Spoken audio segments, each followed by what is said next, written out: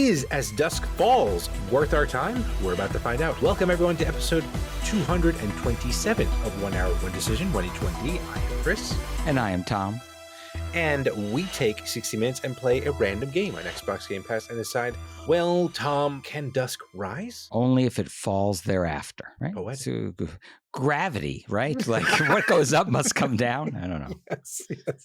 All right, we're talking about As Dusk Falls, developed by Interior Night. And this game came out July of 2022 on the PC, Xbox One, and Xbox Series consoles. And then March 2024 on PS4 and PS5. It's a big jump, pretty big jump. Yeah, it speaks to perhaps some kind of contractual obligation. maybe a smidge. But I play this on the PC per usual. 69.9 gigabytes on the PC. Tom, what about you? I don't know what you've got installed on your machine, but my machine, thankfully, is a whole lot less. On the Series S, you're only looking at 23.72 gigabytes. Wow. A third. Wow. Yeah. Well, if it was the install size of the PC, it would have been like a third of your hard drive. Yeah. So them's fractions, kids. Them's fractions. Learn them. Maths. Now, what kind of game is this? I put interactive visual novel. I don't know if that's technically accurate, but that's what I felt. I don't know what I wrote. I must have wrote this late, but I think I meant to say a mostly visually visual point and click, choose your own adventure game. That's a lot of words, Chris. Well, there's a lot of words in this game too, so maybe that works. That tracks. Yeah. That sounds a lot like a game loop to me. Yeah, well, okay, fair enough. But I have something different for my game loop, which is make dialogue or scene decisions to progress the story. Okay, which is pretty similar to mine, which is make choices and complete QuickTime events to advance a branching narrative. Okay, all right. I had that little teaser at the end of that. Because, well, I guess we'll talk about it maybe on our likes or dislikes. So, but first, let's get to our likes. Yes. Okay, so it's got this animation or maybe art style is what I want to call out. That kind of reminds me of like an oil painting. Yeah. And I like it. Yeah. I like it because it isn't an attempt at super realism, which means visually, right? Ages gracefully. But it also looks different, you know, than most stuff you would play. So it does stand out visually, which I liked. Absolutely. Yeah. The thing that struck me I agree. Like, it's kind of like it's just a couple of frames, almost like a motion comic. Right. Like a motion comic, very much like Max Payne. When Max Payne's the very first one where it did the motion comic stuff like that. So I was pleasantly surprised by it. So it's like you talk about how it's not realistic. The character quote unquote models are realistic. I feel like they almost rotoscope them. Yeah.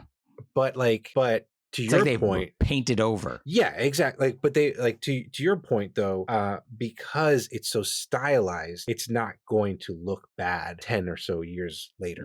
Yes. Because of how it is. Like, what was that Keanu Reeves movie? Not Scanners. Scanner Darkly. Yeah. Kind of like that, but not really, because that was more like comic booky looking. And this is more, like you said, oil painting. So, but yeah, I agree. It was very cool.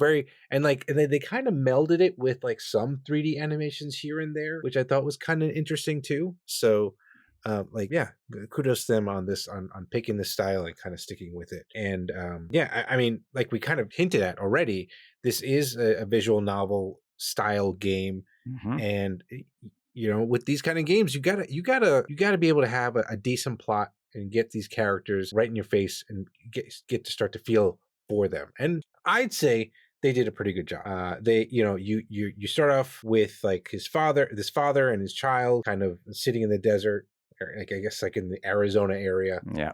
And, you know, pulling on the family heartstrings there, that connection between the two of them. But then you see there's some tension between him and his wife and his father. And then like almost like the movie Crash. There's a point where literally there was almost a car crash, and then you switch roles, you switch characters, and you're with this kid with his brothers trying to rob some sheriff, and you're like, what the heck's going on? There's like a lot of stuff that's happening, very engaging. I would say in the first hour that there's a lot of stuff going on. Yeah, it is definitely like watching a show or a movie.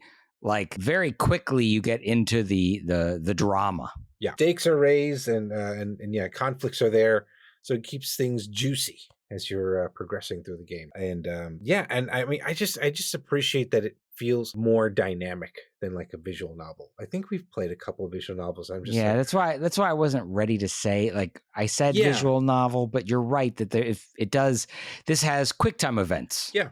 Right, which I was not prepared for. Yeah.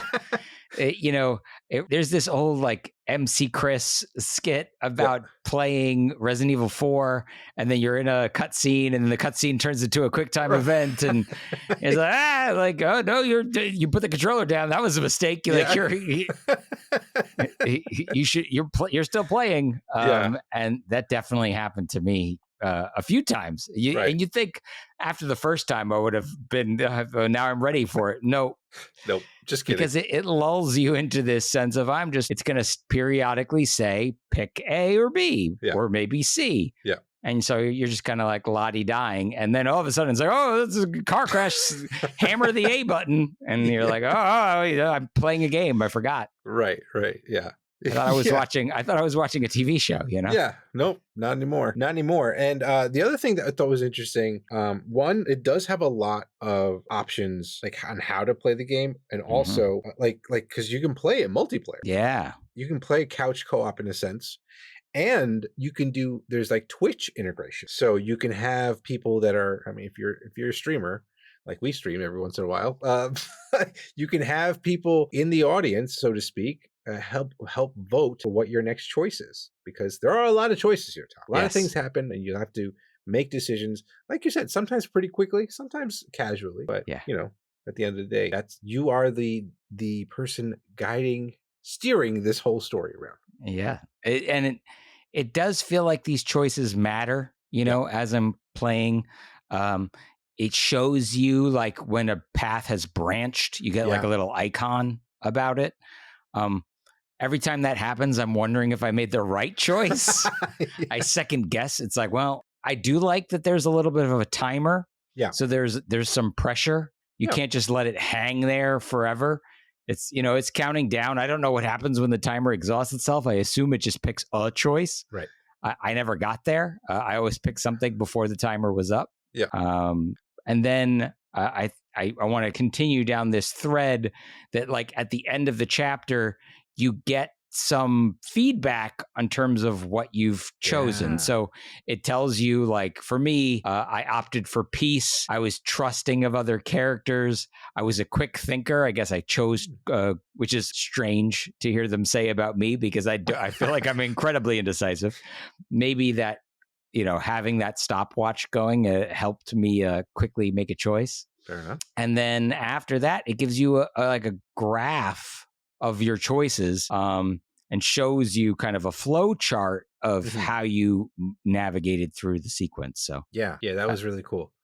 And I also thought, like, kind of going back to your choices thing, and also kind of going back to why I put point and click adventure is, like, I play this with the mouse and keyboard. So there are moments where you have to actually look through the environment to find your choices. Mm-hmm. And so, because, like, it'll just look like a picture, and then you have to then find those little clues in here and, like, click through, and then then you can make a choice there, which I thought, a nice little twist to that kind of point and click style of game. And then I think that was even on timer too. So you still, like, if you didn't find a particular choice, then, well, that's gone. Too bad. So. It's good at keeping the tension going because of the timers. Like, you can't just stall and take 100 million years to make a choice. Like, it's sort of like the story's going to keep going, and you have X amount of time to make a choice and move the plot along, or it's going to make a choice for you. So absolutely. And I forgot to mention this bit, and the other big thing that made this very different from a visual novel. Fully voice acted. Yeah. Voice acted. No, I think I'd say all of them were done very well. Like everyone acted very well. I mean, I guess I would say maybe it's not necessarily voice acted, but maybe they were acting as well, but pulled the audio from their acting. Yeah. Because like clearly these pictures are just not done out of someone's mind. Maybe, but it just seemed like these were the actors and this is their voices and bingo bango. There you go. Stuff. Cool. Anything else you want to talk about, or should we get to our dislikes? So this is the kind of game where, as I was playing, and point and click adventure games are like this way too, where it feels like you should be taking notes maybe while you're playing. And I did. So there's a note in my likes that just says 5926. And the reason that 5926 is written down is because that was the combination of the safe. Yes. And as I'm taking notes, I'm like, I feel like I should write this down. And no big surprise, when your character goes to open the safe, he has lost the combination. Yes. But Tom had it written in his likes. Yeah. So... I win. I had the combination and I got an achievement for remembering the safe combination. Yeah. Or you could use one of our journals available on Amazon. There you go. So you know. Yeah. So yeah, I agree that was cool. It definitely gave me vibes of point and click adventure games of yore. And even like that was like their kind of anti-cheat back in the day too, right? Yeah. You had to like go to page 35 Stuffing in the manual, like click that logo or whatever it is. Yeah.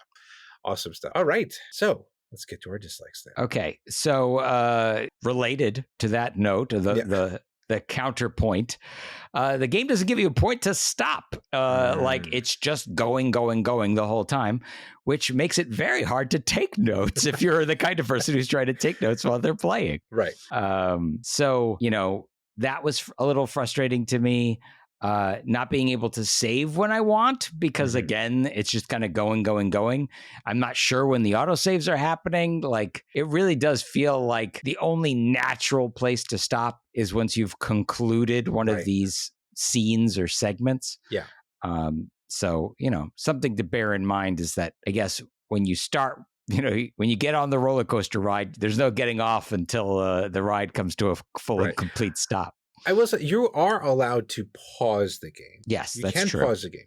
But to your point, though, what I did is I did turn on the Twitch integration. And I got to say, while it is cool, it is also kind of frustrating because I feel like the timer was even longer. I had 30 seconds initially to make a choice. And I was done with my choice in like 5. Yeah. So you're just sitting there. You're just sitting there because the idea is that the Twitch integration is going to them some a time. chance. And then I tried to shorten it. The shortest you could do is like 20 seconds. So you're still sitting around. So like I felt like because of that, it made my playthrough very stuttery, if that makes sense, right? So and then there's like so that was kind of annoying, and made my decisions just feel painfully. So I was just kind of sitting there. I wasn't like regretting my choices and stuff like that. I was just kind of like, okay. So kind of waiting for them to lock in, basically. Yeah. But, whereas if you're playing it kind of normal, the second you make a choice, the thing moves. Okay. Well, that's good to know. I couldn't figure.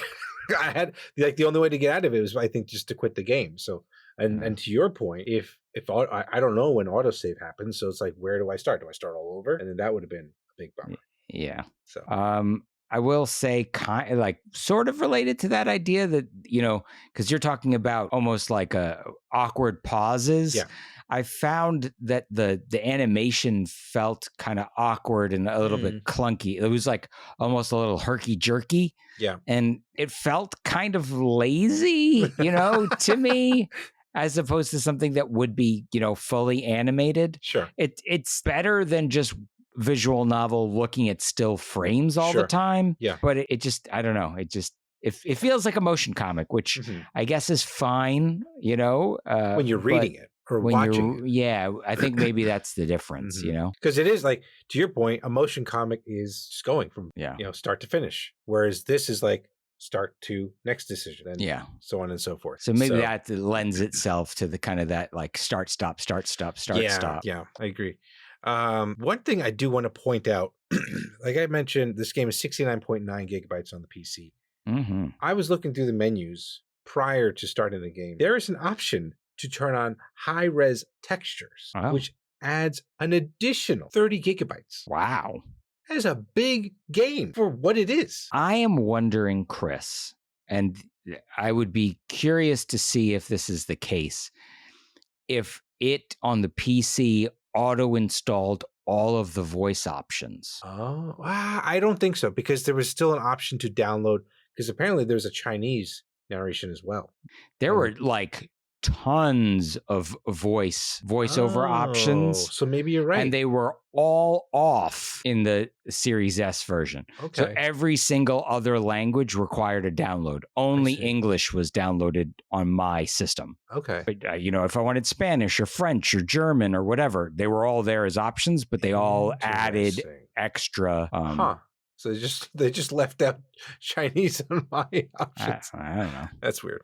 But I mean, it's a nice, I guess, a nice option to have there. But yeah, and at the end of the day, I get that the choices are the challenging part, but like the game itself is not very challenging. No, outside of being surprised by QuickTime events, they're kind of hard to flub. Like as long as you're prepared for them and aren't like not holding your controller or don't accidentally press the wrong button or something, like you're probably going to hit all the QuickTime events.